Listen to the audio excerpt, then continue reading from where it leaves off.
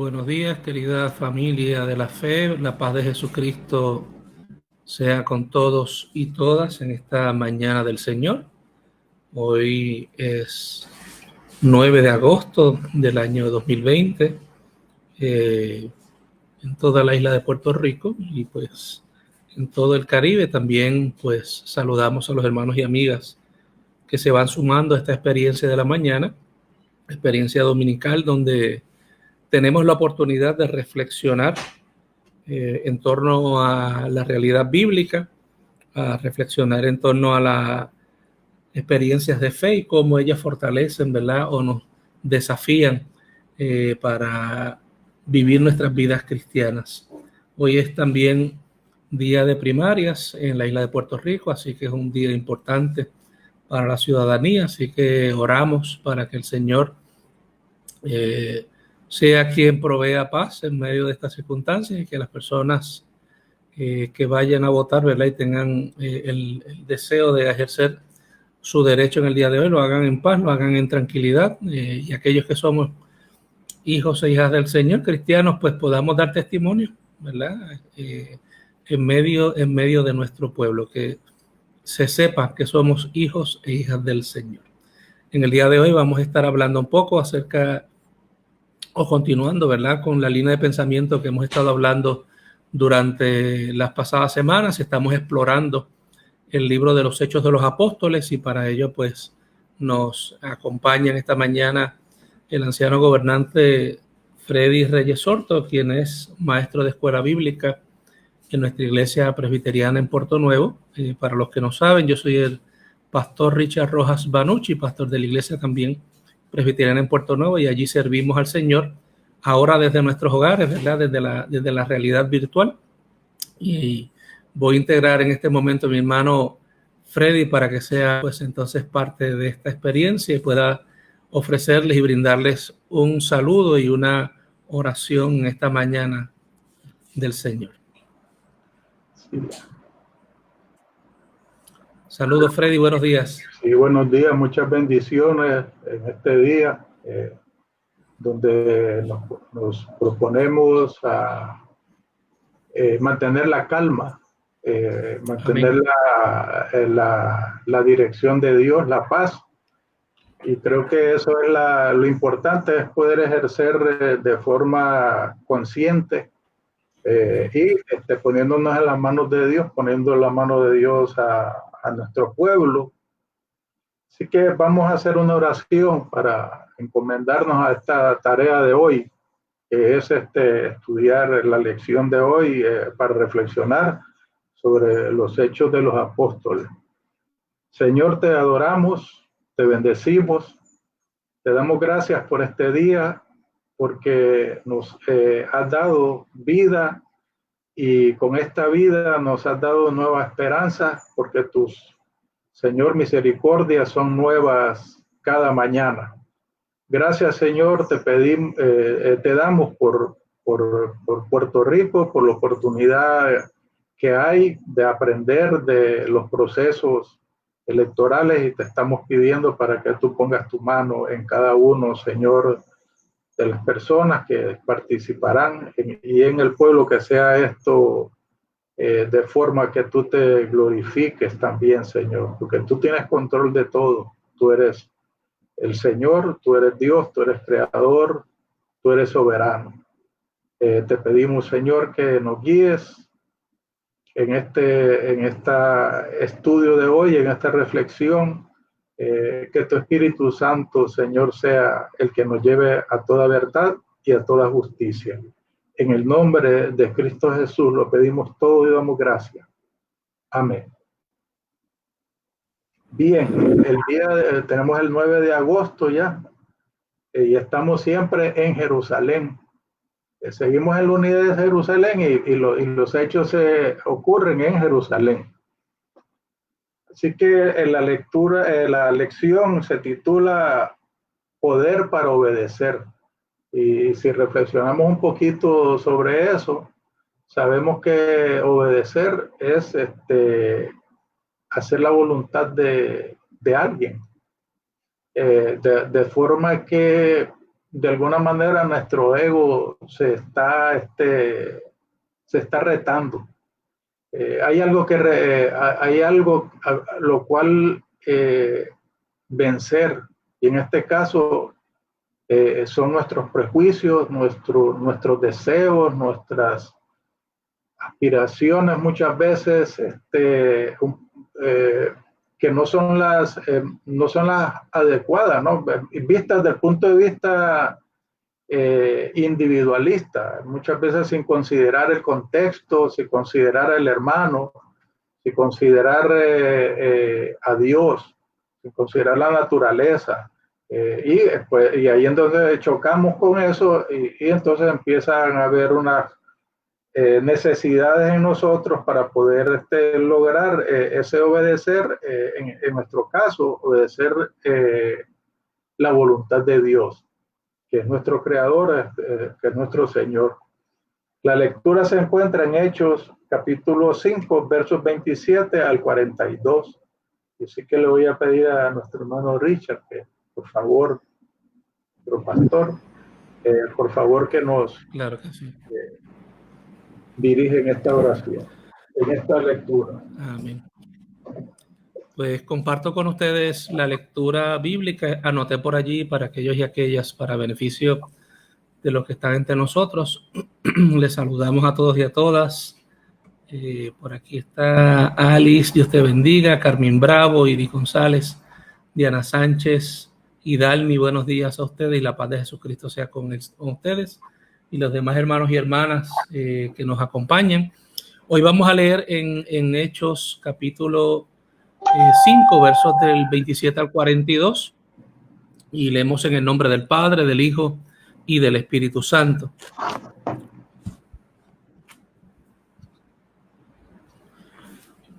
Los condujeron ante el concilio y el sumo sacerdote los reconvino. ¿No les habíamos prohibido que volvieran a enseñar acerca de Jesús? Ustedes han llenado a Jerusalén de sus enseñanzas y tratan de descargar en nosotros la culpa de la muerte de este hombre. Tenemos que obedecer a Dios antes que a los hombres, respondieron Pedro y los apóstoles. El Dios de nuestros antepasados resucitó a Jesús, al que ustedes mataron colgándolo en una cruz. Luego, con su gran poder, lo exaltó como príncipe y salvador para que el pueblo de Israel se vuelva a Dios y alcance el perdón de sus pecados. Nosotros somos testigos de estas cosas y también lo es el Espíritu Santo que Dios ha concedido a los que le obedecen. Al oírlos, los miembros del concilio rabiaron de furia, querían matarlos, pero uno de ellos, un fariseo llamado Gamaliel, experto en cuestiones de la ley y muy respetado por el pueblo, pidió la palabra y solicitó que sacaran a los apóstoles del salón. Entonces se dirigió a ellos con las siguientes palabras: varones de Israel, mediten bien lo que van a hacer con estos hombres. Hace algún tiempo se levantó con sueños de grandeza un tal Teudas, al que se le unieron unas 400 personas, pero murió asesinado y los seguidores se dispersaron sin provocar mayores dolores de cabeza. Después de durante los días del censo, surgió Judas de Galilea, quien logró que muchas personas se hicieran discípulos suyos, pero también lo mataron y sus seguidores se dispersaron. Por lo tanto, recomiendo que dejen tranquilos a estos hombres. Si lo que enseñan y hacen obedece a impulsos personales, pronto se desvanecerá. Mas, si es de Dios, ustedes no podrán detenerlos, no sea que descubran que han estado peleando contra Dios. El concilio aceptó la recomendación, llamó a los apóstoles y después de azotarles, les exigieron que no volvieran a hablar en el nombre de Jesús. Finalmente, los pusieron en libertad. Al salir del concilio, los discípulos iban gozosos de haber sido tenidos por dignos de sufrir ultrajes por causa del nombre. Y siguieron enseñando y predicando todos los días en el templo y de casa en casa que Jesús era el Mesías. Y esto es palabra de Dios. Te alabamos, Señor. Qué hermosa lectura, ¿verdad? Es retante en realidad, ¿no? Lo que estamos viendo nosotros aquí es, fíjense, esto va en un orden, dice, eso es lo que el libro de Hechos establece, va en un orden cronológico, eso es lo que trata de hacer Hechos. Así que vemos entonces que ya tenemos luego de la sanación del lisiado, del paralítico en la puerta de la Hermosa, y de los 3,000 y de los 5,000 conversos, después del mensaje de Pedro, ese paralítico que es rehabilitado y que es llevado a valerse por sí mismo, por sus tobillos y piernas afirmadas, es lo que perfectamente podemos utilizar como una metáfora para pueblos que han sido lisiados o vulnerados por sus gobernantes o líderes sobre todo, ¿verdad? Destrozando esperanzas legítimas o creando unas falsas o vanas esperanzas. Hoy vemos una oración de la iglesia de Dios y Dios contestando la misma. El Espíritu Santo sanaba, hacía milagros y prodigios y enseñaba la palabra de Dios con valentía, ánimo e intrepidez. Podemos ver la amenaza de los gobernantes, principalmente los fariseos y los saduceos, para detener el mensaje de Jesucristo, el mensaje de libertad, de salvación y de vida eterna. Traigamos a nuestra memoria los relatos de los evangelios y vemos que las conductas de los fariseos de los líderes eran las mismas que habían observado las autoridades judías contra Jesús. Así en ese tiempo lo hacían contra la iglesia del Señor. En esta ocasión tenemos una persona observadora y sensata, que es Gamaliel, un fariseo, doctor de la ley, respetado y reconocido por el pueblo judío, lo que probablemente hubiera ocurrido sin la persuasión de Gamaliel era probablemente la muerte de los discípulos.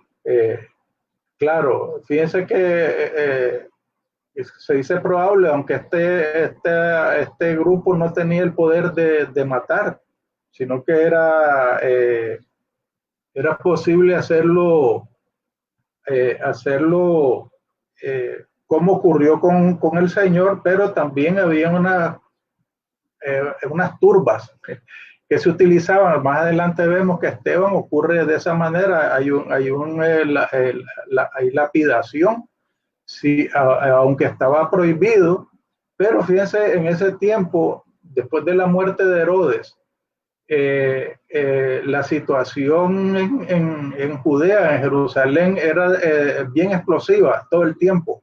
Hubo muchos levantamientos y en este texto de hoy nos habla sobre esa circunstancia. Así que hasta aquí voy a ver si el hermano Richard tiene algún comentario para que continúe.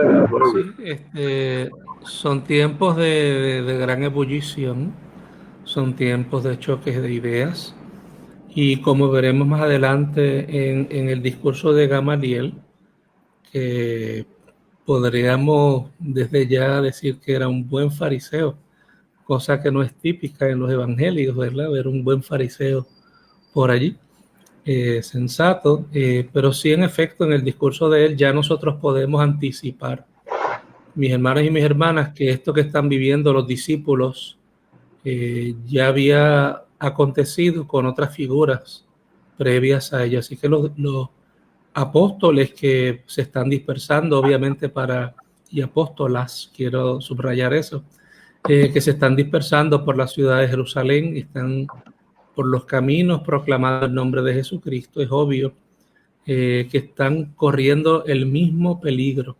que han corrido otros en su pasado, y esto es a sabiendas, es decir, los discípulos están muy conscientes de lo que están haciendo, y también ellos están bien conscientes de cuáles son las consecuencias de lo que está aconteciendo. Esto para que sepamos, mis hermanos, que hasta cierto punto, pues, este acto desafiante ante, ¿verdad?, los poderes en ese momento que dominan el ámbito de lo religioso, pues es en abierto desafío a las normas, digamos así, y a las expectativas que se tenía.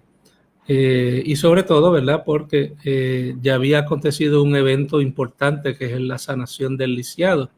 Este evento ya había puesto en boca de todos a los apóstoles.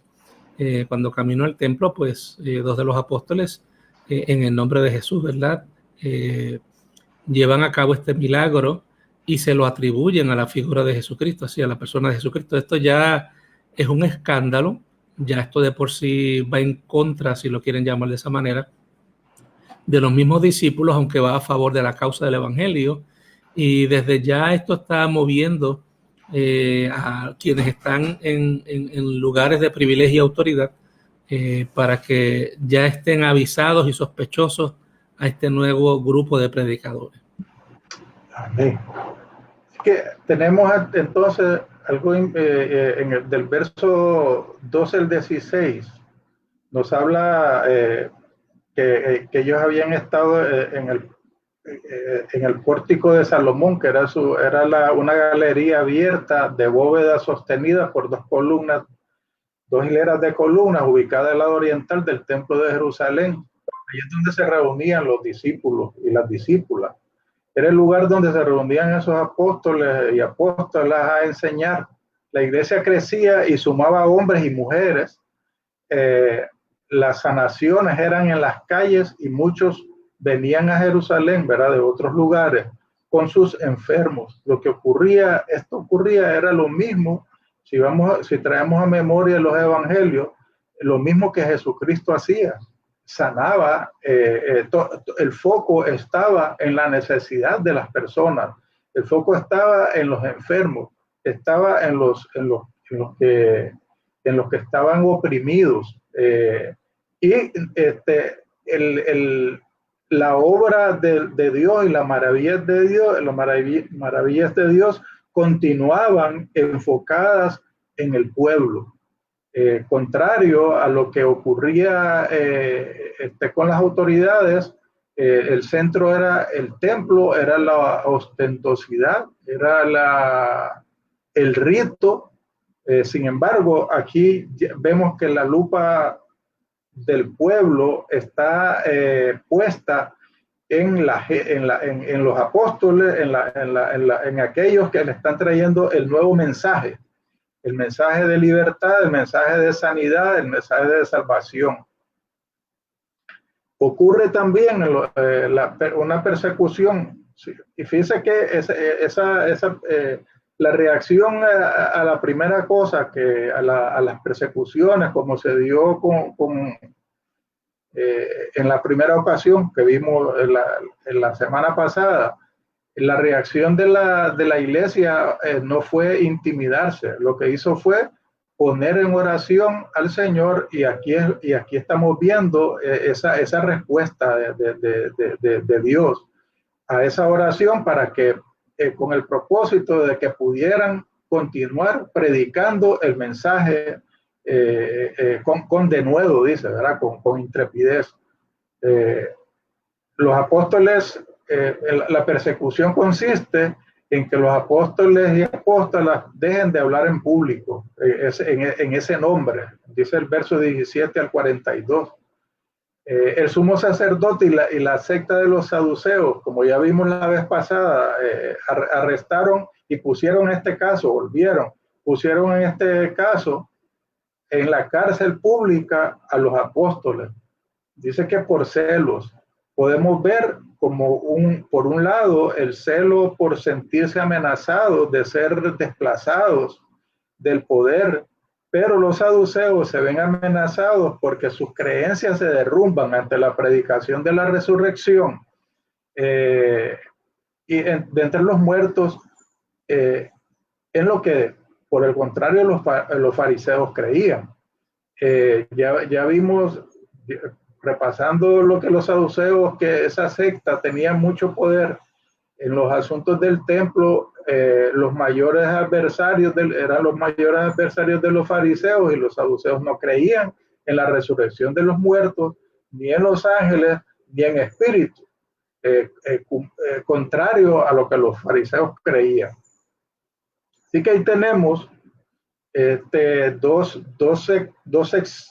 sectores que son antagónicos en términos de sus visiones, pero a la vez los vemos unidos en contra de un tercero.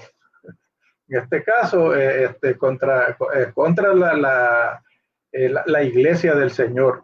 Y eso es interesante, ¿verdad? Por aquella máxima que dice, el enemigo de mi enemigo es mi amigo. Y eso lo estamos viendo en estos tiempos, cómo se unen las personas para ir en contra de otros. Y aquí pues, esa naturaleza humana no deja, no se pasa desapercibida en este caso. Así que fíjense, cuando se dice que se va destrozando la teoría de los saduceos, en ese relato de Lucas, me resulta bien interesante que un ángel del Señor, cosa que no creían los saduceos, lo sacó de noche de la cárcel y les pidió que se fueran al templo a anunciar al pueblo todas las palabras de esta vida. Veamos que el relato de Lucas nos habla de un ángel, como les decía, del Señor, y sabemos que los saduceos no creen en la existencia de los ángeles, en lo que sí creían los fariseos. O sea que allí tenemos dos elementos entonces donde los saduceos están siendo derrotados en su esencia. Los apóstoles, por otro lado, lo que hacen es obedecer. Por la mañana entraron al templo y lo que hacían era que enseñaban. Eso es lo que el ángel le había dicho. Vayan al templo y anuncien al pueblo todas estas palabras de esta vida. No sé si tenemos hasta ahí un comentario, hermano Richard. Sí, yo quiero que los amigos y amigas que nos escuchan, hermanos y hermanas, saludos a los que han ido llegando. Aquí estamos Richard y Freddy, estamos miembros de la Iglesia Presbiteriana en Puerto Nuevo, y estamos hoy estudiando el libro de los Hechos de los Apóstoles. Llevamos varios días explorando este libro.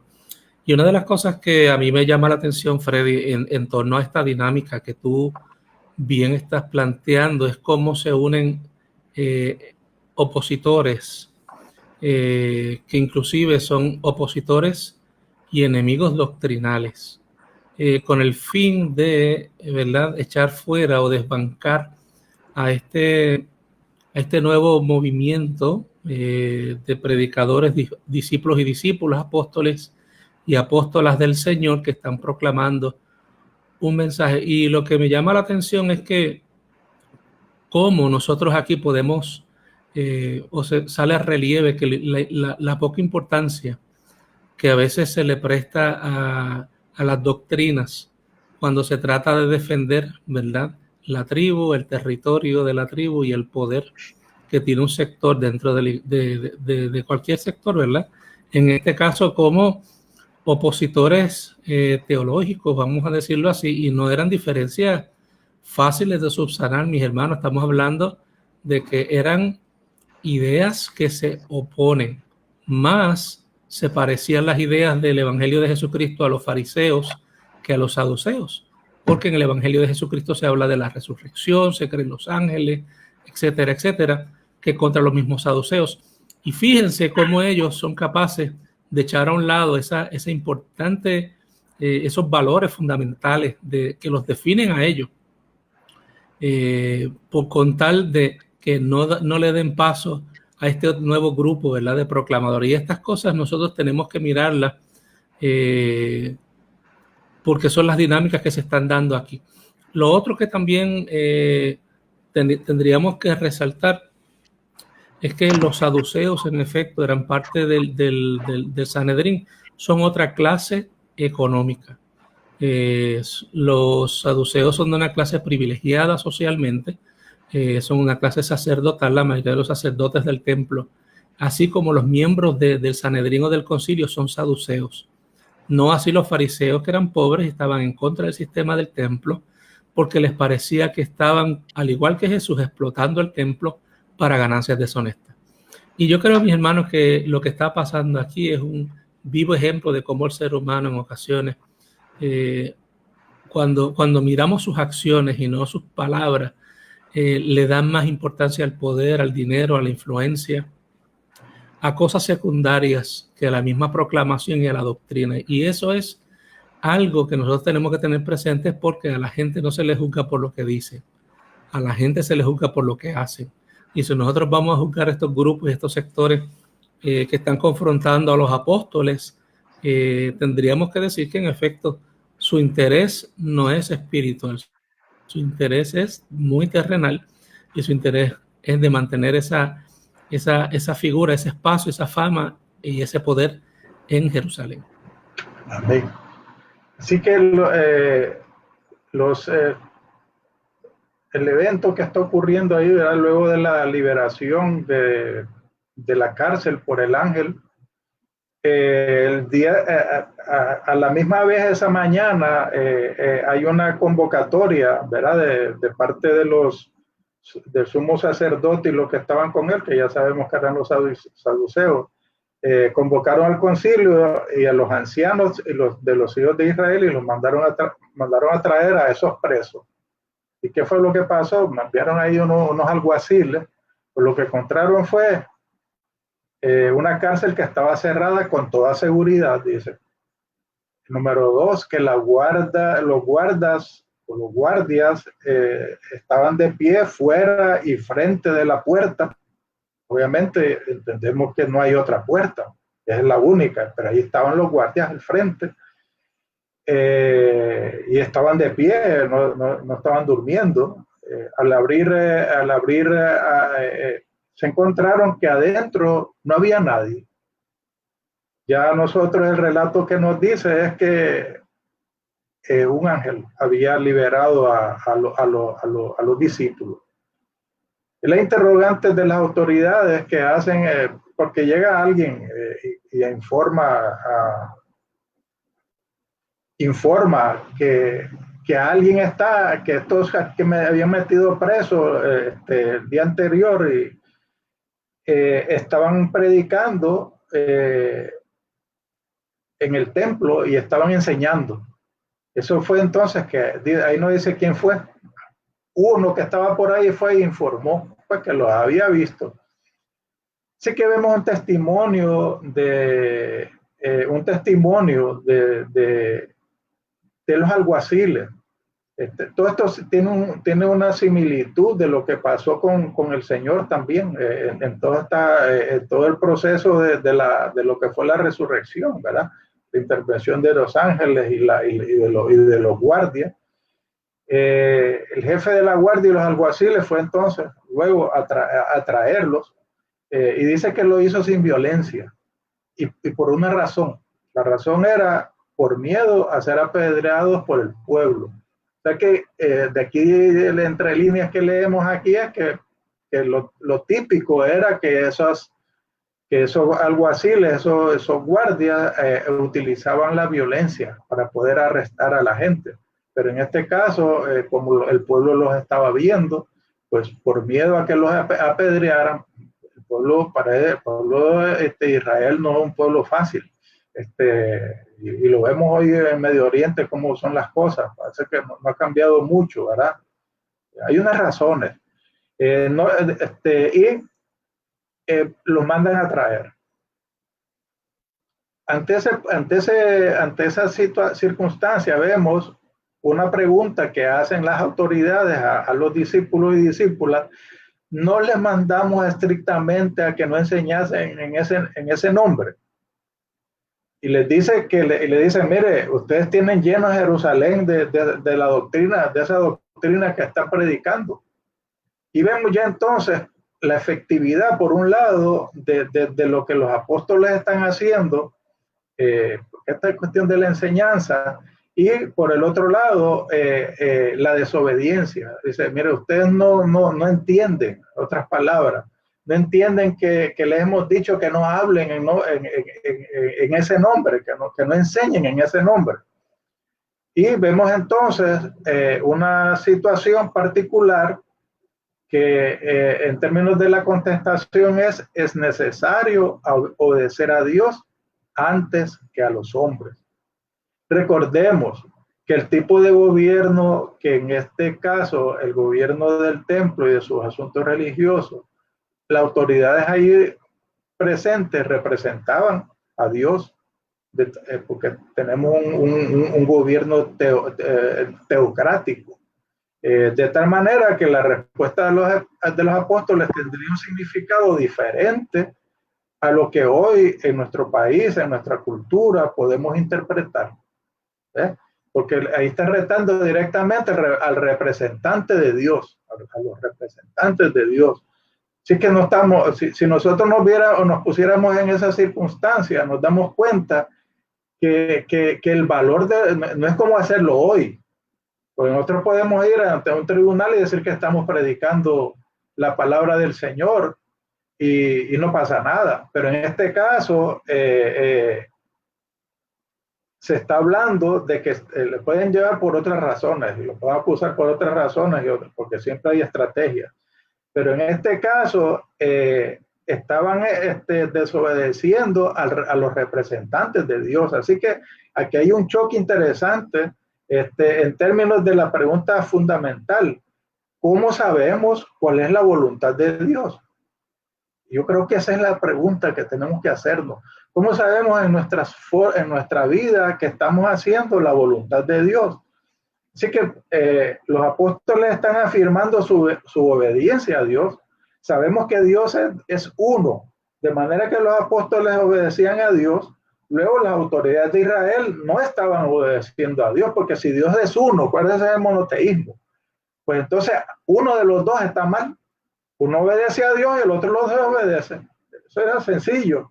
El modelo de gobierno, en este caso, que es teocrático, pues vamos a hablar de la teocracia, es un sistema político en el cual los sacerdotes o los príncipes, en su calidad de ministros, ejercen el poder político. Así que aquí se estaba ejerciendo en contra del poder político. Así que la pregunta clave aquí, ¿cómo sabemos que es la voluntad de Dios? Sabemos por el relato que estamos viendo que ha habido un mandato de los ángeles, aparte de la encomienda y la misión que les da Jesús en su ministerio, luego en la aparición, en su resurrección, en la aparición durante 40 días, y luego en la ascensión. Ellos lo que estaban haciendo era testificando de lo que habían visto y oído, y ese era el efecto importante que estaba ocurriendo aquí. Sin embargo, vemos entonces que aquí entonces está el choque de que esto era un asunto de autoridad. ¿Quién tenía la verdadera autoridad? Interesante ese asunto. No sé si tiene algún comentario ahí, hermano Richard. Sí, mis hermanos y mis hermanas, saludos a todos y a todas. Y gracias por acompañarnos en esta mañana del Señor, 9 de agosto del año 2020, día de primarias en Puerto Rico. y viene que estamos compartiendo acerca del libro de los Hechos de los Apóstoles y explorando, ¿verdad?, lo que es el mensaje de Dios para nuestra generación, para nosotros como iglesia en el siglo XXI. Y Freddy ha planteado muy bien que el asunto de la oposición es la traba, ¿verdad? Es el obstáculo que se antepone ante los discípulos y discípulas como la prueba final de su fidelidad. Y tendríamos que preguntarnos nosotros si en ese proceso de obediencia a Dios, el que encontremos obstáculos, el que descubramos oposición, el que nuestro mensaje, nuestra proclamación, nuestras enseñanzas encuentre una pobre receptividad, el que no haya, ¿verdad?, una apertura a espacios importantes de nuestro mensaje, sino que si usted se fija, los mensajes que se filtran y los mensajes que logran llegar a través de estos medios y a través de la, ¿verdad?, de estos instrumentos, que en este caso son los fariseos, el templo, llega filtrado, llega obviamente dejando fuera una parte del mensaje importante. Y tendríamos que preguntarnos nosotros también esta mañana si estamos dispuestos y estamos claros que proclamar la verdad va a encontrar oposición, que proclamar la verdad de Jesucristo va a encontrar muchas caras largas, muchas puertas cerradas. Proclamar la verdad del Evangelio, del reino de Jesucristo, no será un mensaje que será bienvenido con aplausos, con alfombras rojas, ni estará sentado en lugares, ¿verdad?, de privilegio, sino que esto se dará en la medida que los hijos e hijas del Señor vivan apegados a la fidelidad que le merece servir a su Señor por encima de cualquier costo. Y esto significa cualquier costo. Si ustedes se fijan aquí, muchas de las cosas que le han acontecido a estos discípulos les ha acontecido precisamente porque ellos han sido fieles al envío, ¿verdad?, a la gran comisión que Jesucristo les ha enviado, y que han ido aprendiendo acerca de quién es la persona de Jesús, este Mesías que fue enviado por el mismo Dios, ¿verdad?, Yahvé, que proclaman en el templo, y este Yahvé ha enviado a su Hijo para que encarnara y nos proclamara acerca del advenimiento del reino de los cielos, acerca de la urgencia de arrepentirnos, acerca de la preeminencia, como dice Mateo 25, de vestir al que está desnudo, de alimentar al que tiene hambre, de sostener al frágil, de visitar las cárceles, de visitar a los enfermos. Este énfasis profundo, ¿verdad?, y tan impactante y transformador del Evangelio de Jesucristo es algo que encuentra sus escollos en un mundo dominado por otras fuerzas. Así que imagínense que esto es una pequeña semilla que está tratando de buscar la luz y buscar el sol en medio de un terreno compactado que ya está dominado por otra, digamos, mala hierba, ¿verdad? Y ahí otra vez volvemos a hacer referencia a la parábola del trigo y la cizaña. Aquí el trigo está haciendo todo su mayor esfuerzo para brotar, para que su espiga sea visible y toque, ¿verdad?, la superficie de este terreno tan compacto y pueda salir a luz el fruto bendito del Evangelio de Jesucristo. Así que si en efecto nuestros hermanos y hermanas de la iglesia primitiva encontraron escollos al proclamar este Evangelio, sin duda también nosotros los cristianos del siglo XXI encontraremos escollos en proclamar la verdad del reino de los cielos. Amén. Aquí aparece un personaje interesante y la forma de actuar de Gamaliel, ¿verdad?, por su sabiduría. Yo me pregunté yo dónde estaba Gamaliel cuando estaban pasando juicio, haciendo juicio con Jesús, porque en ese tiempo era un tiempo corto que había ocurrido, así que Gamaliel debería de estar en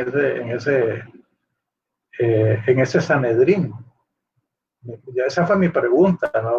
¿Dónde estaba Gamaliel en ese tiempo? ¿Por qué no salió con esta sabiduría? ¿Qué había ocurrido después de lo que pasó con Jesús? Que Gamaliel vio otras cosas. ¿Qué vio Gamaliel en ese tiempo? Esas fueron mis preguntas en esto. Sin embargo, aquí vamos a hablar un poquito de él. Gamaliel dice que era un fariseo y lo conceptúan como un fariseo liberal. Era hijo de Simón y nieto de Gilel o Gilel el Viejo. Gamaliel fue miembro del Sanedrín, como lo estamos viendo, y Saulo de Tarso fue su discípulo. Eso se dice en la Escritura. Jesús fue miembro de la escuela de Gamaliel, eso lo dicen algunos historiadores, también como de Gilel, quiero decir, del abuelo de él. Gilel, que también le conocían como Gilel el babilonio, con algún propósito, ¿verdad? Hacía énfasis en esa escuela de Gilel, que tenía otra escuela que se oponía a él, que ahora mismo no me acuerdo, que eran rigoristas. Gilel el babilonio, esa escuela, hacía énfasis en ¿cómo se llama? Más bien en buscar el espíritu y no la letra de la Torá. En algún momento alguien le dijo, yo me convierto si me explicas en una pierna, en equilibrio, si me explicas la Torá. Y claro, la Torá tenía mucho, era extensa. Así que eso era como, si lo haces, yo me convierto, le dice. Y él le dice, no le hagas al tu prójimo lo que no te gusta que te hicieran a ti. Lo demás, le dice, son comentarios, y con eso se la batió.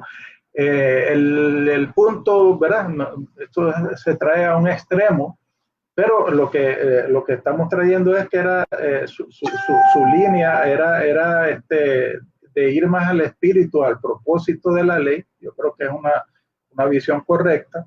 Y se interesaba también en cómo lograr que la obediencia de la ley fuese posible para todos los judíos y conversos. No era una visión de cómo excluir, sino su visión era cómo incluir. Y vemos que parece que esa era una de las líneas, lo que Jesús hablaba, el Señor era más compatible con esto. Así que probablemente por eso también se hace ese comentario. De ahí viene entonces Gamaliel, o sea que Gamaliel tiene una tradición. ¿Por qué le decían el babilonio a Gilel, al abuelo de él? Bueno, porque había sido de la gente que estaba, que se había quedado en Babilonia. Esa historia es bien interesante. Esa deportación, el efecto que eso tiene en la vida de Israel. Fíjense que en ese tiempo, por la historia que he estado viendo, como ya hay una predicación fuera del templo, se da una circunstancia interesante, que los escribas ya no solamente se dedicaban por la necesidad que había a poder estar escribiendo la ley, ¿verdad? Porque eran los que escribían la ley, hacían tratar de mantener esos escritos, los escritos sagrados. Y en ese tiempo es donde se le da mucho énfasis a la recopilación de la Torá, que no se da solamente en ese tiempo, eso pasan, podemos decir, siglos. Pero el escriba toma otro rol, no solamente de escribir la ley y de escribir sobre los libros sagrados, sino de enseñar. Y ahí se va creando una cultura interesante que yo la puedo ver hoy en los movimientos protestantes, ¿verdad? Que es hacerle énfasis a la cuestión del estudio y la enseñanza de los textos sagrados. Y ahí se crea, según hablan los historiadores, deja de ser un poco la visión del templo que que viene desde el inicio de los israelitas hasta, vamos a ponerle ¿verdad? De Abraham, a Moisés, a David, que son los que le dan la fuerza al Dios Yahvé. Es bien interesante esto de los nombres, ¿verdad? Pero aquí los babilónicos, los judíos que están en la deportación, le dan menos importancia al templo, y entonces es lo que se conoce ya en una nueva etapa como el judaísmo, y está más asociado a una voluntariedad a pertenecer a esos grupos, no una cuestión obligada como ocurre en Jerusalén desde los principios, ¿no? Porque era obligado. Y de hecho esa visión luego se mantiene porque con la muerte de Herodes, como les decía, se empieza a cuestionar la intervención nuevamente del Imperio Romano, y los judíos empiezan a reaccionar. ¿Por qué el judío se ve como la israelita como una persona problemática? Bueno, dice que no es por razones de causar problemas nada más, sino que tenían unos fundamentos, había una historia, había se sentían desplazados de su cultura, y eso es lo que provocaba muchas de esas cosas. Parte de lo que Gamaliel narra aquí es debido a esa situación explosiva que hay, y eso se viene dando hasta a tener un poquito más de calma hasta mediados del siglo XX. Así que la fundación del judaísmo tiene un enfoque distinto, incluso, y se ve, por eso yo creo que cuando Jesús dice que este templo que están viendo no quedará piedra sobre piedra, también era consistente con que había una visión de que el templo era más bien un obstáculo para poder llevar el mensaje de Dios, y como están viendo, la visión que había era cómo atraer a las distintas personas para poder que entraran al judaísmo, a la religión judaica.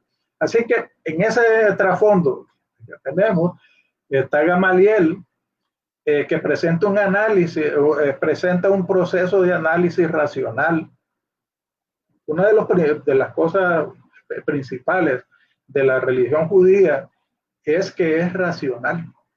Fíjense, distinta, porque si ven el revuelo de dioses que había, por ejemplo, en Egipto, había unas contradicciones. Aquí no, aquí hay un solo Dios, hay un racional. El decir, alzaré mis ojos a los montes donde viene mi socorro, es trascender a la cuestión material y darse cuenta que hay una inteligencia que nos dice que hay un orden y que hay un Dios que es el que creó todas estas cosas. Así que el análisis, el proceso de análisis racional que hace Gamaliel a base de los hechos, porque fíjense que él habla de unos hechos, con sentido de prudencia, buscando armonía, buscando la paz. Su discernimiento lo somete a la deliberación o la consideración de las autoridades, a los miembros de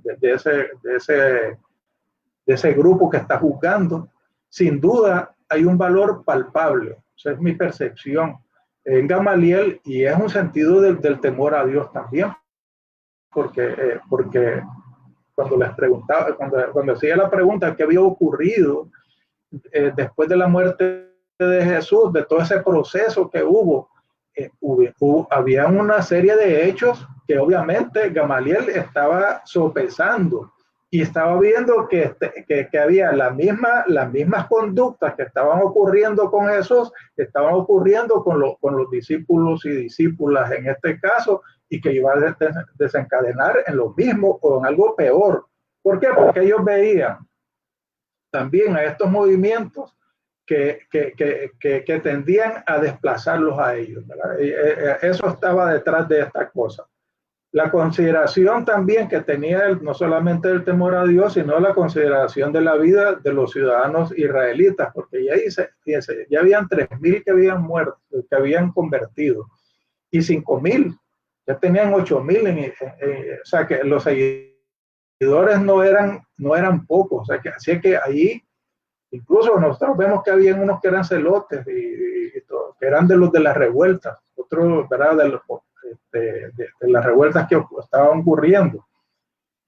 Gamaliel representa la conciencia del deber de esas autoridades para con Dios y con sus ciudadanos. Esa es mi lectura de esta acción. Es alguien que está buscando una salida diferente, y vemos entonces los datos históricos, que son el levantamiento de Teudas, que reclamaba que era alguien, en lo que el pastor Richard había leído, estaba hablando que tenía unas ínfulas, era la persona, pero esos eran los movimientos que se creaban para acceder al poder. Y dice que agrupó unos 400 hombres. Teudas fue muerto y sus seguidores fueron dispersos y seguidos y reducidos a nada. El otro hecho que trae Gamaliel es el levantamiento de Judas el Galileo en los días del censo, y le siguió mucha gente y también murió, y su gente se dispersó. Aquí tenemos algo interesante, que está considerando los hechos. O sea, es una persona que observa, que es una persona, y nosotros en la vida tenemos que observar eso, los hechos, para poder aplicar nuestro análisis a esas circunstancias. El consejo de Gamaliel es que dejen a los discípulos y discípulas, porque si la obra es de voluntad humana, se va a desvanecer, igual como que pasó con eso, que se habían levantado. Pero si es de Dios, no la podrán destruir, dice. Puede ser que estén luchando contra Dios. ¿Algún comentario, Rich? Y hay material ahí. Sí, pues es obvio que esta lectura es bien sugestiva y puede llevarnos a pensar sobre tantas posibilidades del obrar de Dios en su obra y en su ministerio a través de la iglesia. Y una de las cosas que ya hemos dicho anteriormente es que los creyentes encontraron una oposición férrea. Y cuando justo parecía que estaban encarcelados y que podían correr, pues las mismas consecuencias, historias que estos otros grupos que se levantaron a predicar tuvieron, y si ustedes se fijan, pues estos grupos los eliminaron a fuerza de espada, ¿no? Ellos mueren, esta oposición es aniquilada, y de repente, de la nada, vamos a poner el de la nada entre comillas, surge un aliado entre los enemigos. Y aquí es donde uno ve el obrar de Dios, y aquí es donde uno ve la mano de Dios obrando a favor de sus planes y sus propósitos.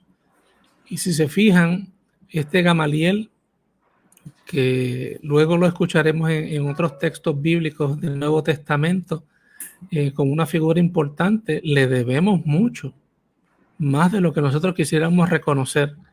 Y es difícil a veces admitir que fue un enemigo, si lo quieren llamar un opositor, ¿verdad? En este caso, yo creo que Gamaliel no se sentía a sí mismo como un enemigo del evangelio, pero sí un opositor a los radicalismos que llegaban a la violencia, que llevaban a acciones irracionales en nombre del Señor. Y siempre estas voces ecuánimes, balanceadas, hacen tanto bien donde quiera que están, mis hermanos.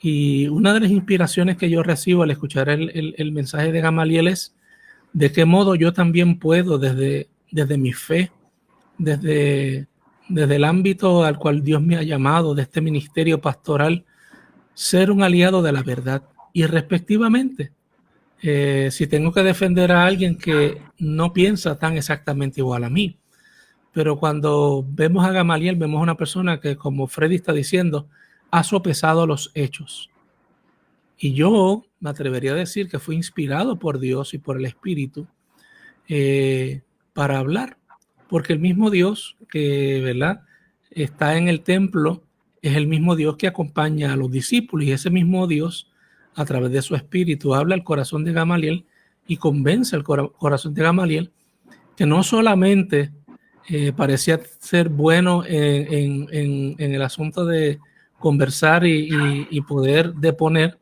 sino que tenía una credibilidad moral ante la gente. Y fíjense en la importancia que tiene el que como creyentes también tengamos una credibilidad moral, porque al momento de hablar nuestras palabras tienen un peso mayor. Y yo, pues, hoy, 2000 años después, doy gracias por la vida de Gamaliel, doy gracias porque el Señor le inspira, porque esto hace una diferencia en el Nuevo Testamento. Y así como nosotros decimos que el Evangelio descansa sobre los hombros de los apóstoles, de Esteban el mártir, de Pablo el apóstol, ¿verdad? También tenemos que decir que algunas estrellitas y algún crédito tenemos que darle a este judío fariseo o saduceo, ¿verdad? Que está allí. Fariseo. Y fariseo, ¿verdad? Era fariseo. Sí, fariseo liberal. Así, un fariseo liberal que toma la palabra para convencer a quienes ya estaban listos con las piedras en las manos, mi hermano.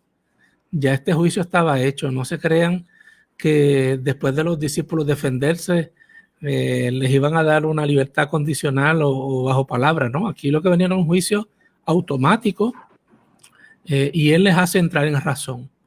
Esas voces son importantes. Un día como hoy, día de las primarias, en tiempo eleccionario, todas las voces que puedan servirnos para entrar en razón y respectivamente de la ideología que usted pueda representar o del líder que usted defienda o del líder que usted o la líder que usted admire, las voces de la razón, las voces balanceadas, las voces que traen paz, mis hermanos, hacen mucho más por contribuir a un ambiente de paz y respectivamente, si al final ganan unos u otros, lo importante es que gane la paz, que gane la justicia y que gane la verdad. Fíjese que es interesante la cuestión del modelo de liderato, porque aquí, fíjese que habla aquí de los líderes que se levantan, ¿verdad? Teudas y luego Judas el Galileo. Y esos son unos casos, porque hubo muchos.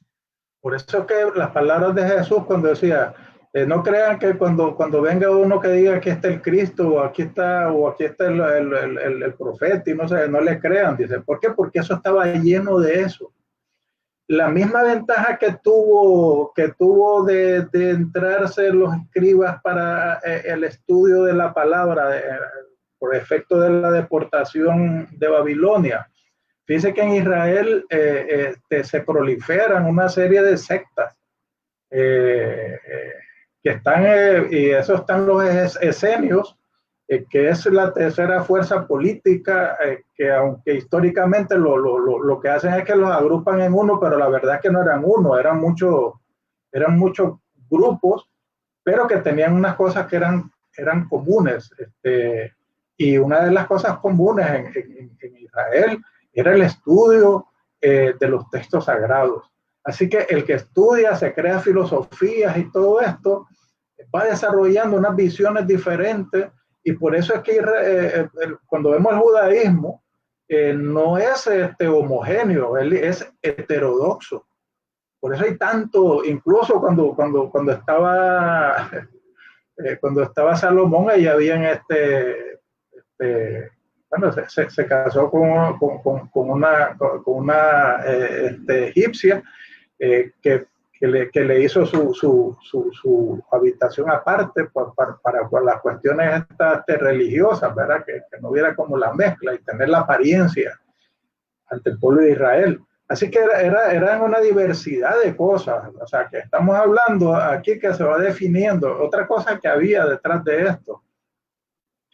En realidad, el choque más grande del judaísmo no era tanto con Roma, era más en la parte cultural, que quien dominaba la parte cultural eran los griegos, porque ciertamente los griegos fueron conquistados, pero en realidad fue una conquista más bien física y de ordenamiento, pero la parte cultural y de conocimiento y de ciencia y todo eso fue totalmente griega. Así que eso se mantiene en Israel y hay ese choque, porque la cultura griega es una cultura muy, muy rica, que en Occidente ha sido de lo más impactante.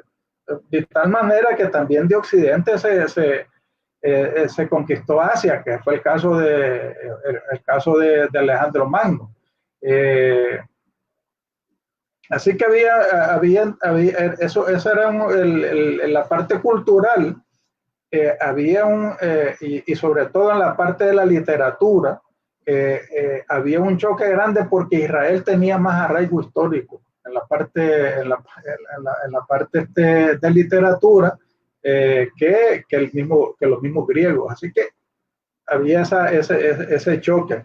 Ese choque de tal manera que, según estaba viendo en la historia, quien resuelve esos choques es el cristianismo, que adopta, porque hay un proceso de modelos de pensamiento, y el mismo ser humano va evolucionando y el evangelio también toma un rol importante en esto, y por eso vemos, alguien dice que por ejemplo, ese pensamiento no es tampoco exclusivo, porque alguien dice, mire, ¿quién era Sócrates? Sócrates era Moisés hablando en griego. O sea, esas verdades están ahí, y lo otro es que podemos ver esta confrontación con el poder político. Ocurrió también con Moisés. Moisés se opuso al poder político de Faraón con una visión distinta y había salido de ahí mismo de su formación. Eso está ocurriendo también en Israel y está ocurriendo en el del punto de vista universal, el punto de vista de la humanidad. Así que ahí tenemos entonces una salida importante, y lo interesante es que se acoge ese consejo de Gamaliel, y lo que ocurre es entonces, ahí lo quería decirle algo interesante en términos de lo que es el liderato. Yo estaba tomando unos cursos de liderato ético en la empresa, algo así, y hablaba de los modelos de liderato. Hablaban del modelo de la manada de los búfalos que siguen a un líder, y si ese líder se va por un barranco, por ahí se va toda la manada. Cuando perece la manada, perece el líder, se desbanda la manada. Y eso es lo que estamos viendo aquí mismo. Estoy trayéndolo porque es interesante eso. Sin embargo, dentro del reino animal, ¿verdad? También están los gansos. Los gansos tienen cuando emigran, tienen unas manadas que vuelan con un líder, van en forma de V, como una punta de lanza. Ese líder es el que va guiándolos. Sin embargo, cuando ese líder se cansa o hay una situación particular, es sustituido por otro y sigue la manada en función. Así que el paradigma que se presenta en este caso, en este libro, el libro que está aquí, se llama Flight of the Buffalo. El vuelo del búfalo. En ese paradigma es cómo hacemos volar al búfalo, cómo hacemos volar, hacer volar esa manada. Y me resulta interesante cómo aquí en el Evangelio, pues esto no es un reto, sino que ocurrió, no es un reto en ese momento histórico que estamos hablando, porque vemos que el mismo Espíritu Santo y conlleva trabajo, porque Jesús estuvo 3 años enseñando a sus discípulos, adiestrándolos, viviendo con ellos y demás, de tal forma que cuando Él se va, envía a su Espíritu Santo. Fíjense que está haciendo exactamente las mismas cosas que está haciendo, la misma, incluso cosas extraordinarias, como que sacaban los enfermos a las calles, de tal manera que que querían que los tocara la sombra del apóstol Pedro y fueran sanados. Y traían gente de otros lugares. Así que aquí pues se rompe ya ese modelo, está establecido, sí, requiere trabajo y requiere una entrega total. La solución fue el levantamiento que azotaron a los discípulos, fíjense, no teniendo razones, pero los azotaron, los intimidaron para que no hablaran en el nombre de Jesús y luego los liberaron. Pero ¿qué ocurrió? Los discípulos salieron y discípulas salieron gozosos de haber sido dignos de padecer afrenta por causa de Jesús. Todos los días en el templo y por las casas no cesaban de enseñar y predicar a Jesucristo. Así que aquí el búfalo, que era la manada de búfalo, voló, cogió alas. En este caso, ahora estoy tratando de hacerlo un poquito, refrescar esto, pero el tema es que ya ese modelo, vemos entonces las convicciones, el testimonio de la iglesia, en este caso es que un sufrimiento no lo veían como sufrimiento, sino como un privilegio, como una forma de poder agradar a Dios diciendo, somos dignos de haber sufrido esto, y eso los causaba gozo. Ya Jesús había dicho en el Sermón del Monte, había hablado sobre eso, bienaventurados los que son perseguidos por mis causas, ¿verdad? Y por la justicia. No es detenido el mensaje del Señor. Vemos que la búsqueda de la paz, y vemos aquí ya un cambio que está ocurriendo en ese liderato donde hay personas que buscan la paz, y creo que ese es el método correcto de resolver los problemas. No es la violencia, es la paz. Hermano Richard, yo hasta aquí tengo esto, así que si tiene algún comentario y podamos entonces cerrar nuestra participación. Amén. Pues mis hermanos y hermanas, qué hermoso mensaje hemos recibido en el día de hoy a través de la palabra del Señor. Gracias por acompañarnos durante este tiempo. Gracias por permanecer entre nosotros. Esperamos que lo que hemos compartido sea solamente el inicio de un tiempo de reflexión. Tome su Biblia, siga leyendo este texto que tanta inspiración nos ha dado. Los discípulos fueron arrestados por proclamar el nombre de Jesús, fueron azotados, pero hubo una intervención primero a través de alguien que fue conmovido a defenderlos, y este que los defiende es un opositor. Y a veces nosotros, mis hermanos, pensamos que no se levantarán ayudas en medio de las dificultades, y fíjense cómo el Señor ha provisto, cómo el Señor ayudó a los apóstoles en una situación como esta. Eso no significa que se libraron de unas consecuencias. Proclamar el Evangelio les costó azotes, seguramente muy dolorosos, pero cuando salieron, fíjense que el mero hecho de que obtuvieron la libertad fue para ellos motivo de gozo y motivo para, en lugar de perder la motivación y perder el deseo de seguir sirviendo y proclamando el Evangelio, esto se convierte precisamente en un motivo más para agradecer y ser fieles a Dios, aún en los momentos más difíciles de mayor oposición. Vamos a despedirnos en esta hora dándole gracias al Señor por este tiempo, y quiero también tener una palabra de oración por los procesos primaristas que se están dando en Puerto Rico, y si usted me acompaña en esta hora, presentamos ante el Señor esta situación. Dios eterno y Padre de amor, te damos gracias por tus bondades. Hoy gracias por tu palabra, porque ella es refrigerio para nuestra alma. Gracias por el ejemplo de aquellos y aquellas, Padre amado, que tú has levantado y sigues levantando en medio de los tiempos, para que puedan defender tu reino, los valores del reino de los cielos, aquellas cosas, Padre amado, que tú nos has enviado a hacer. Ayúdanos a hacerte fieles a ti y obedecerte a ti antes que ser obedientes a otros hombres y mujeres.